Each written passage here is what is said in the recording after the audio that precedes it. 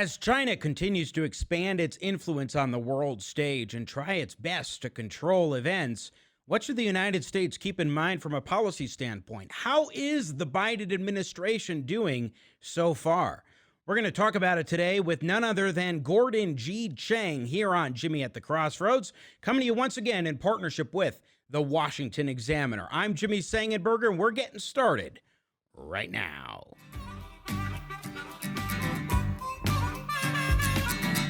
Gonna talk money, gonna talk politics, great for all generations. Oh, what a great mix, I said. Gonna talk money, gonna talk politics, great for all generations. Oh, what a great mix. I got Jimmy at the crossroads, making sense out of nonsense. Come on, Jimmy, what you got?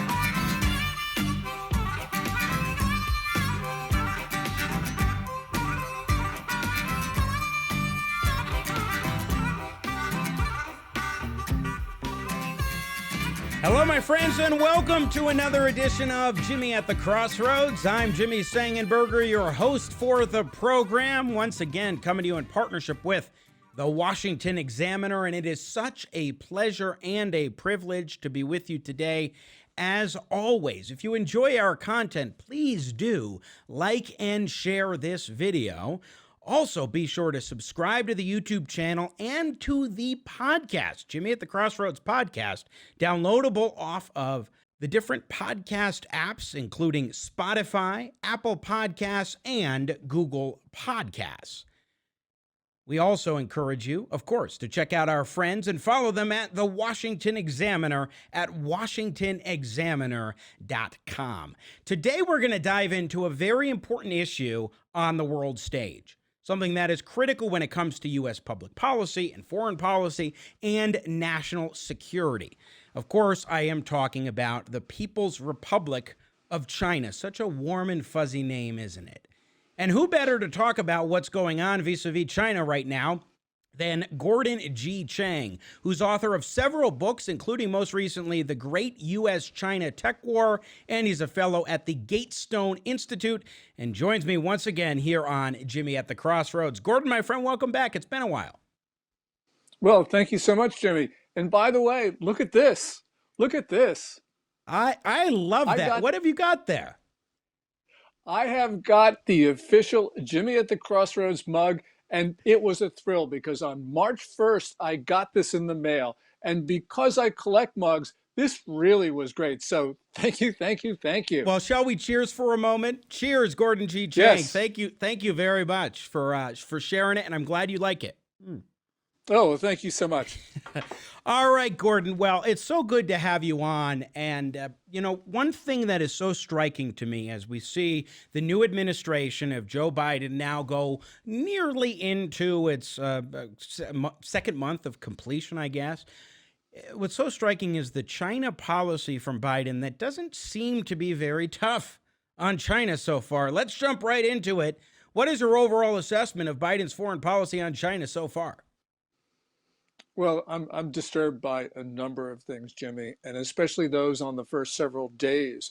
I mean, just hours after President Biden took the oath of office, he issued an executive order that repealed President Trump's EO of May 1st, 2020.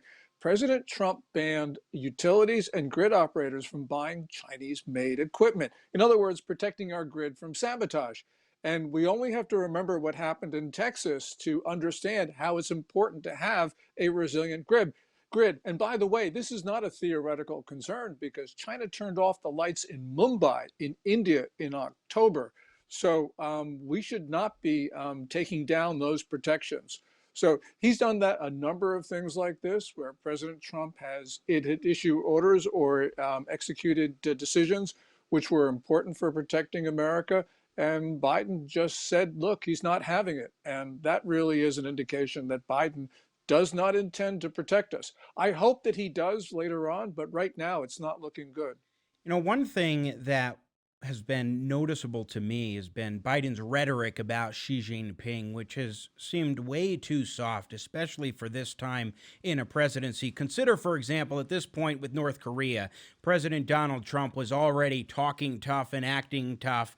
He wasn't the more open personality to Kim Jong-un that he ended up being later on in the presidency, as he felt that there were negotiations moving at pace. Isn't this a point where you really need to set a firm tone with a nation like China?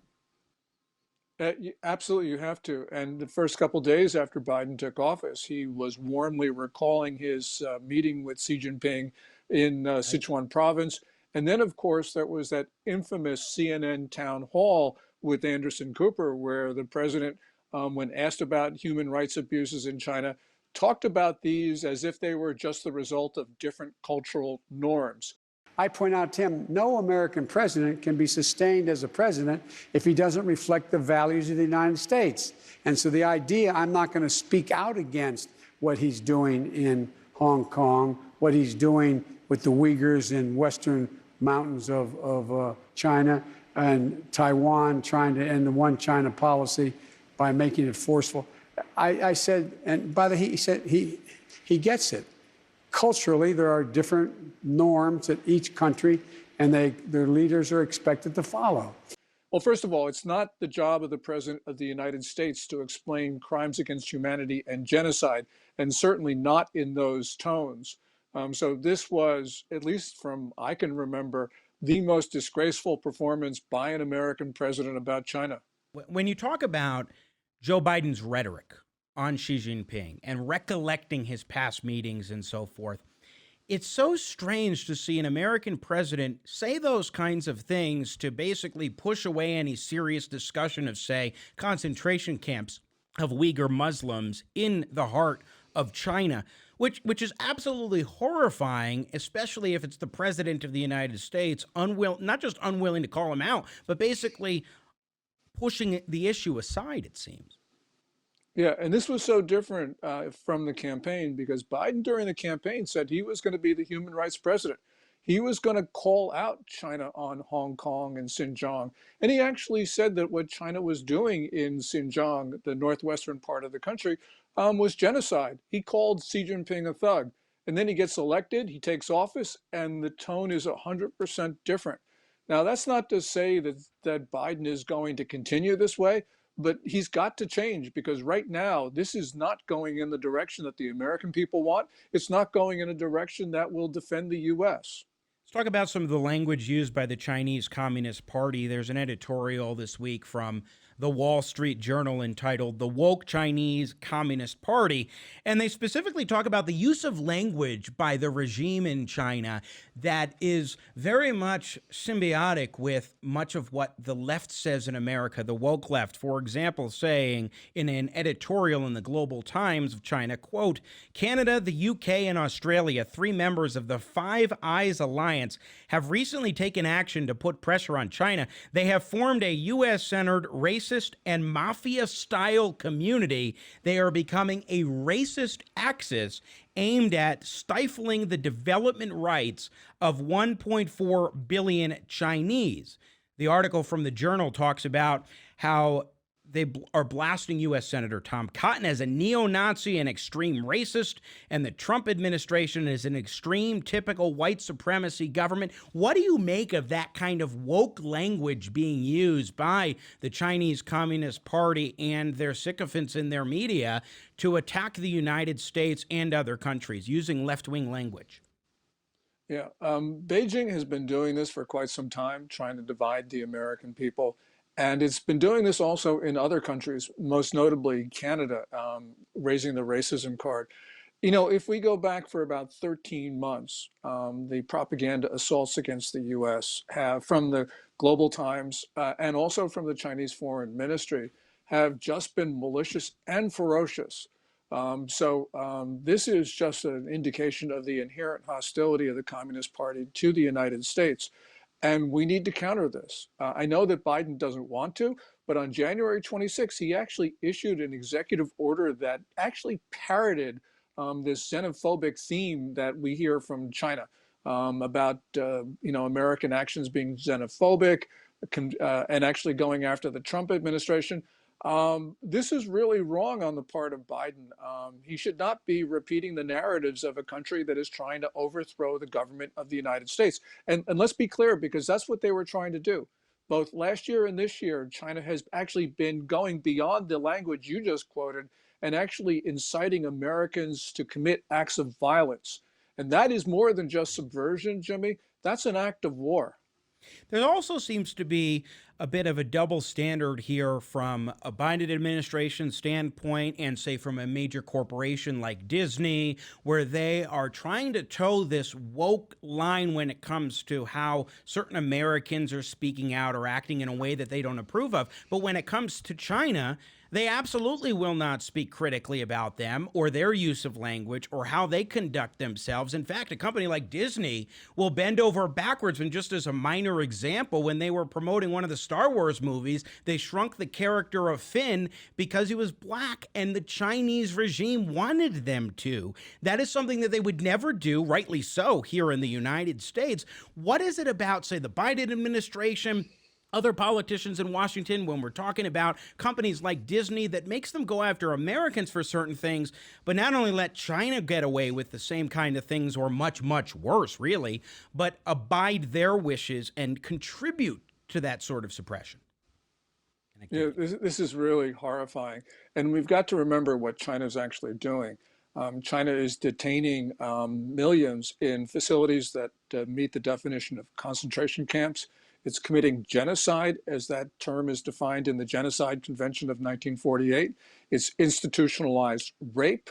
It is taking children and essentially putting them in what they call orphanages, but are essentially prisons. They've institutionalized slavery, offering it to both domestic and foreign companies. There are credible allegations of organ harvesting. We know that racial minorities are dying in those camps that I talked about. So these are crimes against humanity. And you would expect that if the President Biden were being even-handed about it, just being even-handed, he would be calling out not just China, but also the American companies that have helped that. And remember, Disney in Mulan, the animated feature, they actually thanked a public security bureau in Xinjiang that was responsible for running some of those concentration camp facilities. I believe it was the live action Mulan, but yeah, I mean, absolutely. Oh, yes, you're right. Sorry, Yeah, you're right. Just to be sure. That there have been two Mulans, and yes, this time Disney really did their best to not just kowtow to China, but essentially, like, it's akin to a sort of groveling, is it not? Yeah, this is just, I mean, I don't know. This is just wrong on every level, because we're not just talking about a difference in cultural norms, as President Biden said to Anderson Cooper. We're talking about the worst crimes against humanity since the mass exterminations. I mean, since end of World War II. And what China's been doing is actually worse than what the Third Reich did prior to the mass exterminations that began in 1941. So we're talking about atrocities. And there is no sense from Disney that they're going to call that out.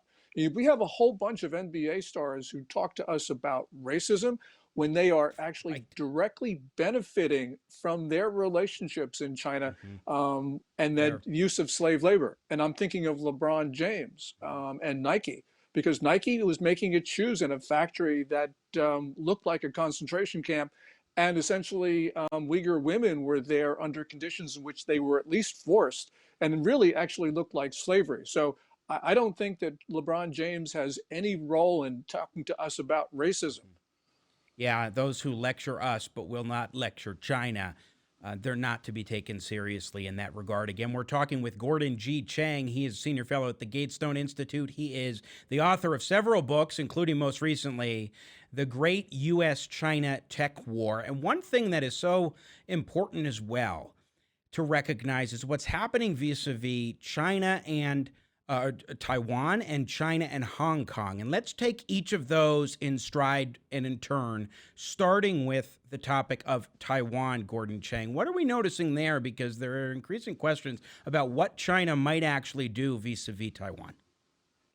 Yeah, China has been ramping up the war rhetoric, especially over since about December.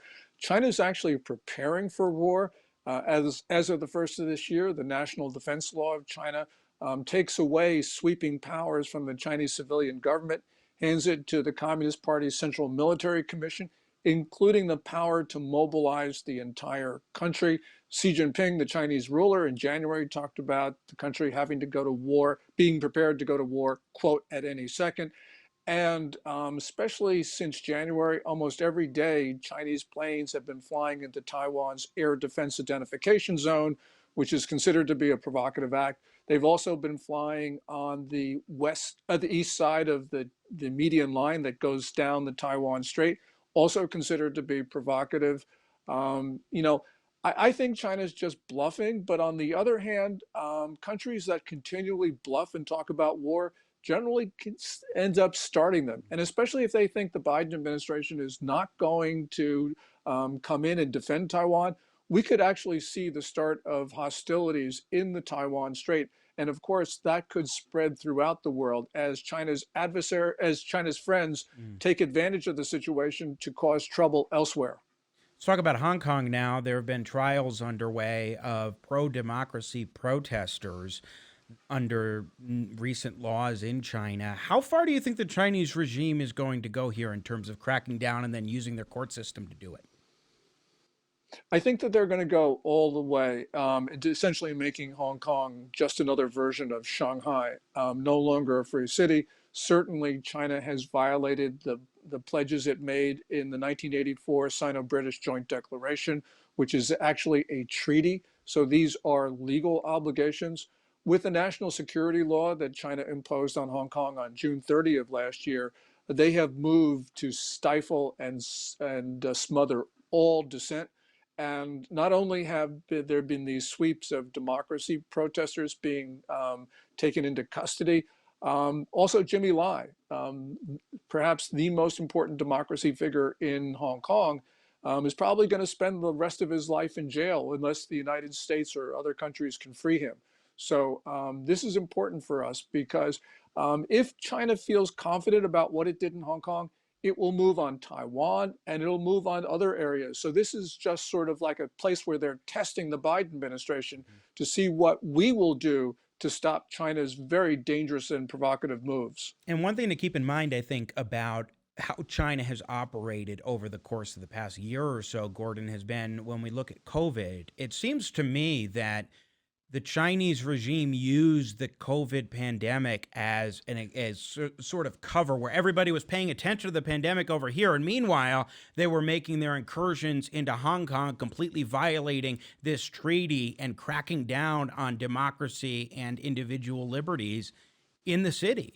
What does that tell you about how China operates when it comes to using one issue, say COVID-19, to provide them with cover for something else that they've been doing? Yeah, well, they certainly did that because in the first week of May, Chinese troops engaged in incursions in 3 places in Ladakh. It's high in the Himalayas. This is Chinese troops on Indian-controlled territory. And we have seen since then, Chinese troops and others from China have engaged in these encroachments and incursions in Sikkim, which is also a part of India, but also in Nepal. And Chinese ships and boats have been engaging in incursions into Japan's territorial waters around the Senkakus in the East China Sea. So since early spring or middle of spring of last year, China is engaged in a number of encroachments and invasions of other territory. And that's a real indication of problems inside the Chinese political system, because what they are doing is radiating out the problems there. And that means whatever happens in Beijing is really our concern as well. What do you think the United States should be doing as far as policy measures to take against the Chinese regime, especially in terms of what they're doing with Hong Kong and these incursions into foreign territories and what have you? Because, I mean, one thing that the United States did, of course, under President Trump was harsh sanctions against certain Chinese officials, and the Chinese just retaliated by saying, hey, former Secretary of State Mike Pompeo and certain others, we're going to sanction you in turn. And it seems like the Biden administration may be a little bit fearful about the consequences of going, in their view, too hard against China, either in terms of policy or even just in terms of rhetoric.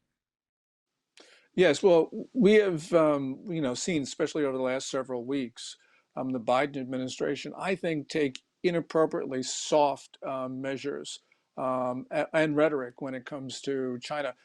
You mentioned the sanctions that China imposed on Secretary Pompeo and other Trump officials. Really, what Beijing was trying to do there was they knew that Pompeo wasn't going to go to China, so it was really meaningless with regard to the actual measures. But what they were saying to the Biden administration is, if you go hard against us, we will impose sanctions on you, Biden officials, which means don't do anything to us in the interim. If you get out, you can make a lot of money in China, but don't give us a hard time. And that's a problem because Beijing right now is very arrogant. And that means this is a really dangerous period. They think that they can push the Biden administration around. They are openly talking about this narrative about, quote, the East is rising and the West is declining. And that's a real indication that they're going to make their moves because they think they can get away with it. So, what can the United States do? What should it do, though, to push back? I mean, if you were advising Joe Biden, what would you say? Well, first of all, on Taiwan, which we just talked about, I would publicly declare that the United States will defend Taiwan. And I would say to Taipei that if they wanted a mutual defense treaty, that we would enter into one. Because if we do that, we prevent any possibility of conflict, because China won't take on Taiwan and the United States at the same time. We've, of course, got to work more closely with our partners in the region, the Quad, which is Australia, India, Japan, and the United States. I think that across the range of activities, we need to, basically say, look, we're not going to allow your consulates to engage in espionage. We're going to close them. We're going to cut your embassy staff in Washington just down to the ambassador. We're going to prevent the sale of U.S. technology to China. I mean, we're going to go hard against them because they've gone hard against us. We, go back to May 2019. People's Daily, the most authoritative publication in China, declared a quote unquote people's war on the US. And that was not an aberration because that month there were 3 other articles with these militaristic warnings. So we've been told by China what they intend to do and how they intend to treat us, which means I know it's unfortunate, but nonetheless, we've got to defend ourselves with the same vigor that they're attacking us. Now, let's expand for just a moment on the multilateral relationships that the United States can and should bring to bear against China. For example, in terms of the trade war with China that the United States engaged in under President Trump, I think that the biggest blunder in that regard was that it was unilateral, that the United States took action against China without rallying other countries that clearly have been harmed in a lot of ways by the Chinese. So I think that that should be an instructive lesson for the Biden administration, that you need to really rally behind some of the allies that you mentioned and others to put pressure on China in a variety of different areas. Yes, well, President Trump not only went after the Chinese, he went after the Europeans and everybody else at the same time. And that's not a winning strategy. Right. And I agree with you that President Biden should try to rally our traditional friends and partners. But if he can't, and he's having trouble in Europe right now, what he needs to do first and foremost is protect the US.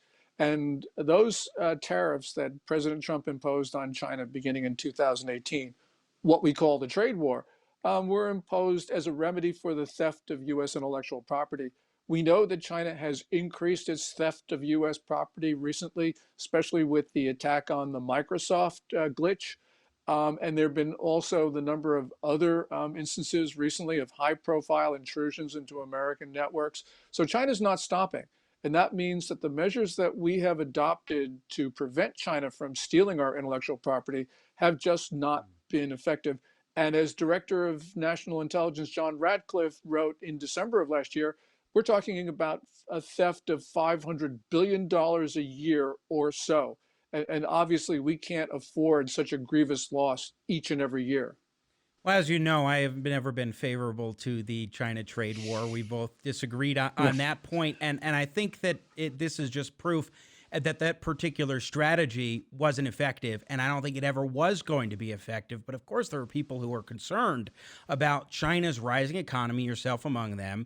And I think you were telling me that by 2028 or 2026, in some estimates, China's economy could overtake the United States economy. What do you make of that? Do you really think that that's viable at this point? Because I'm skeptical. Yeah, there have been a number of these estimates that we have seen, especially over the last month. I'm skeptical because I don't think China is growing nearly as robust as they claim. They claimed 2.3% growth last year. But when we look at, and they did have a great year on exports, no doubt about that. And they also stimulated their economy with a lot of domestic infrastructure. But consumption, which is the main driver of the Chinese economy, Beijing says, really was much weaker than reported. And ultimately, no society is going to fully recover from COVID-19 until it has safe and effective vaccines. The US has 3 of them. China right now has a vaccine which is moderately effective, but has not been proven safe. And China has not been releasing clinical data from its phase 3 trials. So, right now, Beijing is facing a lot of skepticism among populations that are supposed to get their Sinovac vaccines, including Hong Kong, where there have been a number of deaths reported in the last couple of days. Beijing is now very much on the defensive and is issuing a lot of propaganda saying, well, yeah, our vaccines are safe. But the people of Hong Kong apparently don't think so. Speaking of COVID-19 and China, what do you think we should be doing at this point as far as the United States and other countries in the West about retaliating against China, or at least holding their feet to the fire over the fact that they kept, at the very least, they kept from the world the facts and truth, the reality of this virus before it started spreading across the globe? Yeah, they not only kept the facts from us, they deliberately they lied about it. They said the disease was not contagious for at least 5 weeks when they knew that it was. At the same time, they pressured countries to accept arrivals from China, thereby spreading the disease. And at the same time, Jimmy, Xi Jinping was locking down large portions of his own country, which means that he thought lockdowns worked, which means he thought he was spreading the disease by forcing countries to accept Chinese passengers. So this was malicious. This was a deliberate spread of the disease beyond China's borders. And to answer your question, we're going to have to impose great costs on China. And I know people don't want to do this, but this is not the last pathogen that will be generated from Chinese soil. And if Xi Jinping thinks he can deliberately spread the next disease, we're going to go through this again. And the next disease could be a lot worse because China is working on pathogens that would leave the Chinese alone and sicken only foreigners. We know this because they've been talking about this openly in their military publications. So the next disease from China could be a civilization killer. So we really don't have a choice as a practical matter. We need to impose those costs on China, even though we don't want to, but we have to establish deterrence. Just a couple minutes left with our guest, Gordon G. Chang, author of, most recently, the book, The Great U.S.-China Tech War. He's a senior fellow at the Gatestone Institute. Gordon, I want to shift gears. I would be remiss if I didn't spend at least a moment asking you about North Korea. Of course, in addition to the book that I mentioned and also The Coming Collapse of China, you've written a lot about the issues going on vis-a-vis North Korea and South Korea. You are the author of Losing South Korea and Nuclear Showdown, North Korea Takes on the World. Where are things at in terms of the current state of play with North Korea and in particular their nuclear weapons program? And where do you think the Biden administration is at, if there's any indication so far vis-a-vis North Korea? Things have been very quiet on the North Korea front. On South Korea, both Secretary of State Blinken and Defense Secretary Austin will go to South Korea to bolster the alliance, which is an important thing. South Korea and the U.S. have just settled their cost-sharing disagreements, and that's also a good thing.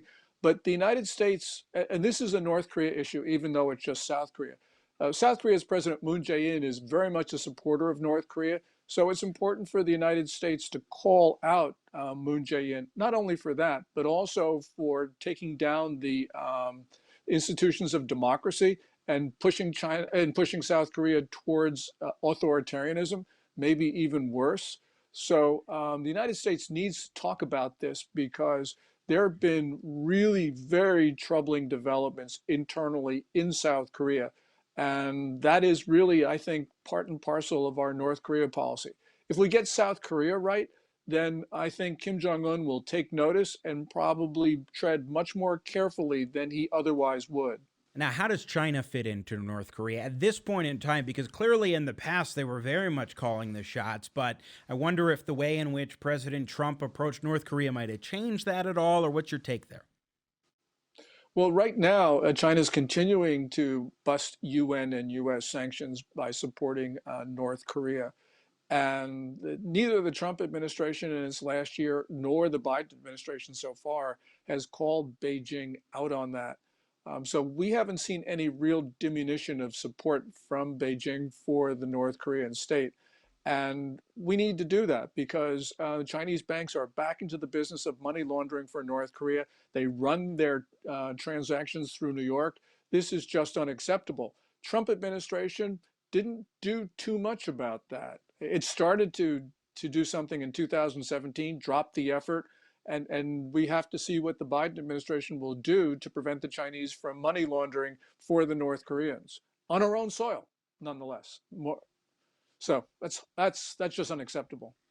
We'll be watching with great interest what happens with the Biden administration when it comes to Biden's foreign policy on China and North Korea and all over the place. I mean, I'm deeply disturbed as well by what they've been doing in the Middle East vis-a-vis Iran and Saudi Arabia and Israel and so forth. Deeply disturbing all around in my assessment. Gordon G. Chang, my friend, always great to check in with you. Thanks for the time. And I'm so glad that you enjoy the new mug addition to your collection.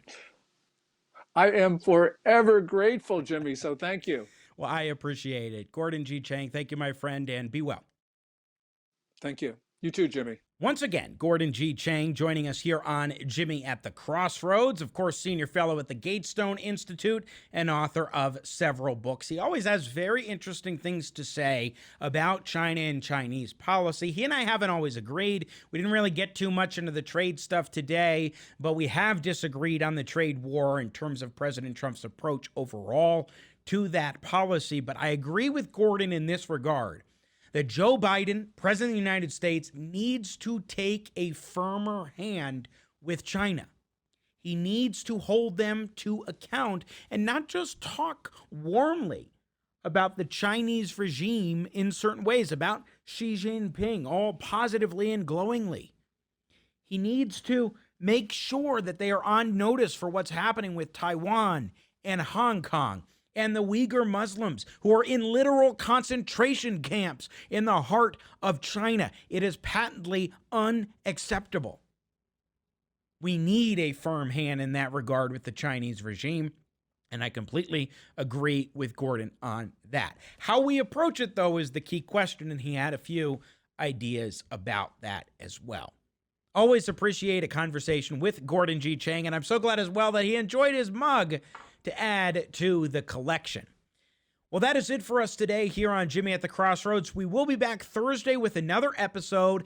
Amity Shlaes, noted expert on the great former president, the most underrated president in American history, in my view, Calvin Coolidge. We're going to talk about whether or not a president should strive for greatness. And we'll answer it as, no, they shouldn't. Well, why not? We'll talk about it with Amity Shlaes coming up on Thursday. You will not want to miss that edition of the program. In the meantime, my thanks to, once again, Gordon G. Chang for joining us here on the program and sharing his insights today. I'm also grateful for our partners at the Washington Examiner. Check out everything they've got as far as news reporting and commentary. And of course, my special thanks to you for liking, subscribing, and sharing our content. I do deeply appreciate it. Back Thursday with Amity Schlaze. In the meantime, have a great day. And as always, may God bless America. Talking politics, great for generations. Oh, what a mix. I got Jimmy at the crossroads, making sense out of no sense. Yeah.